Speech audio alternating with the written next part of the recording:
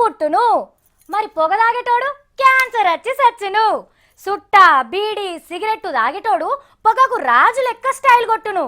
తాగి తాగి కడుపుల పోటీ ఖరాబై యమపురికి దున్నపోతు టికెట్టు బుక్ చేసుకును.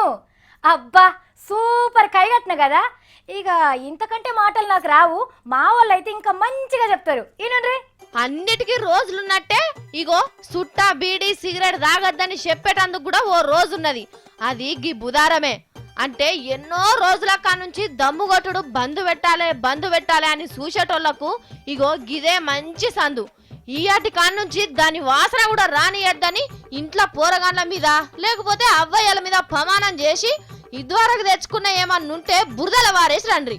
మరి ఇంకెన్ని రోజులు చెప్పుండ్రి. గీ పొగను మింగినా పీల్చుకొని ఇడిచిపెట్టినా ఏం సుఖం ఉన్నది? మొత్తం తాగినా నోరు ఖరాబ్ అవుడేనాయే, నాలుక ఎండిపోవుడాయే, ఊపిరితిత్తులు నంజుతోటి నిండిపోవుడాయే. మొత్తానికి పుట్టి ఏం చేసినవరా లింగయ్య అంటే పొద్దు మాపు సుట్టా బీడీ సిగరెట్ తాగిన పెండ్ల పిల్లలకు అవ్వయ్యలకు అన్యాయం చేసి సచ్చిన అని చెప్పుకున్నాడు తప్పితే ఇంకేముంటది?